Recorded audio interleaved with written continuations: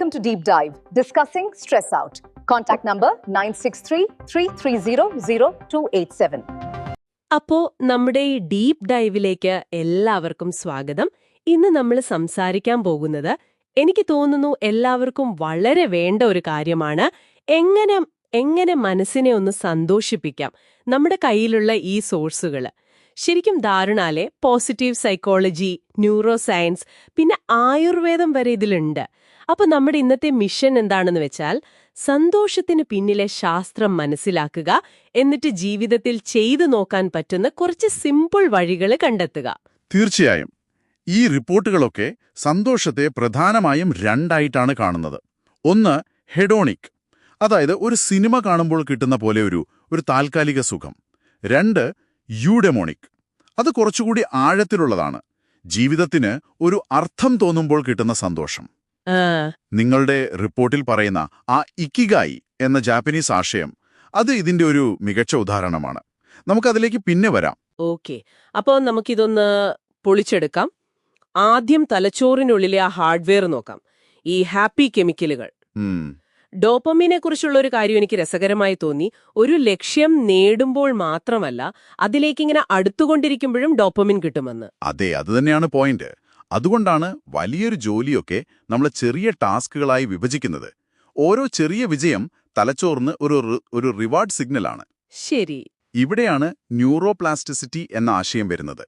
അതായത് ശരിക്കും പറഞ്ഞാൽ നമ്മുടെ തലച്ചോറില്ലേ, അതൊരു കളിമണ്ണ് പോലെയാണ്. കളിമണ്ണോ? അതെ, നമ്മൾ എപ്പോഴും നെഗറ്റീവ് ചിന്തകളിലൂടെ പോകുമ്പോൾ തലച്ചോറിൽ ആ വഴികൾ ഇങ്ങനെ ഉറച്ചുപോകും. പക്ഷേ നന്ദി പറയുന്നത് പോലുള്ള കാര്യങ്ങൾ സ്ഥിരമായി ചെയ്യുമ്പോൾ നമ്മൾ പുതിയ പോസിറ്റീവ് വഴികൾ വെട്ടിയുണ്ടാക്കുകയാണ്. അപ്പൊ നമ്മൾ മനഃപൂർവ്വം തലച്ചോറിനെ റീവയർ ചെയ്യുകയാണ്. അതെ. പക്ഷേ ഈ കെമിക്കലുകളെ ബൂസ്റ്റ് ചെയ്യാനുള്ള ചില വഴികൾ ഭയങ്കര സിമ്പിളായി തോന്നുന്നു.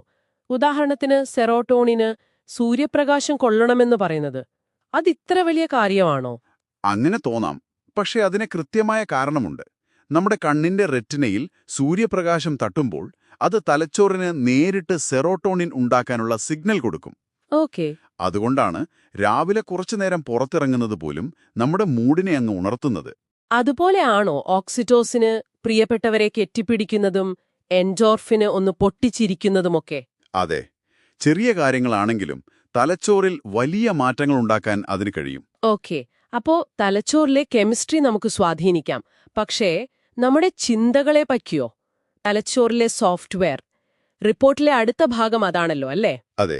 ഈ ഗ്രാറ്റിറ്റ്യൂഡ് ജേണൽ എന്നൊക്കെ കേൾക്കുമ്പോ സത്യം പറഞ്ഞ ചിലർക്ക് ഒരു ക്ലീഷയായി തോന്നാറില്ലേ?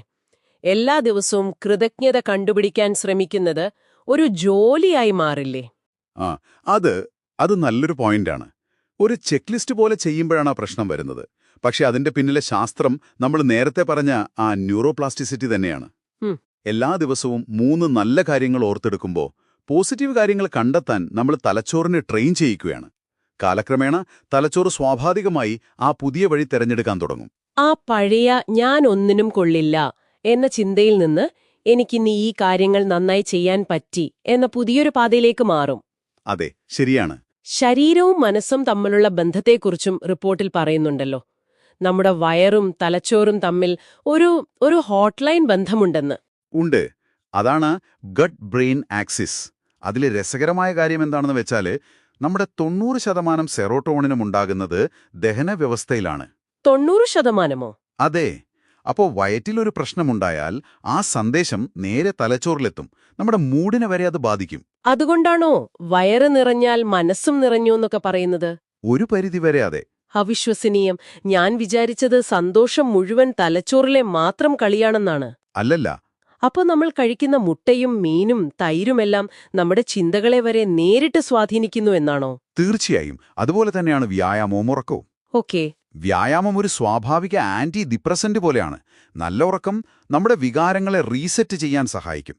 ഉറങ്ങുന്നതിന് 1 മണിക്കൂർ മുൻപ് ഫോൺ മാറ്റിവെക്കുന്നത് പോലും വലിയ വ്യത്യാസമുണ്ടാക്കും. അപ്പോ ഇതിന്റെ എല്ലാം ചുരുക്കം എപ്പോഴും ഭൂതകാലത്തിലോ ഭാവിയിലോ ജീവിക്കാതെ ഈ നിമിഷത്തിലേക്ക് ശ്രദ്ധ കൊണ്ടുവരിക എന്നതാണ്. അതുതന്നെ. അതിനൊരു വഴിയായി 5-4-3-2-1 ഗ്രൗണ്ടിംഗ് ടെക്നിക് എന്നതിനെക്കുറിച്ച് പറയുന്നുണ്ട്. ഇത് ഞാൻ പരീക്ഷിച്ചു നോക്കിയിട്ടുണ്ട്. കൊള്ളാം. ഒരു ട്രാഫിക് ബ്ലോക്കിൽ പെട്ടിരിക്കുമ്പോൾ ടെൻഷൻ അടിക്കുന്നതിനു പകരം ചുറ്റുമുള്ള കാറുകളുടെ നിറം, കേൾക്കുന്ന പാട്ട്, AC-യുടെ തണുപ്പ് ഇതിലൊക്കെ ശ്രദ്ധിക്കുമ്പോൾ അറിയാതെ തന്നെ മനസ്സ് ശാന്തമാകും. കൃത്യമായി പറഞ്ഞു.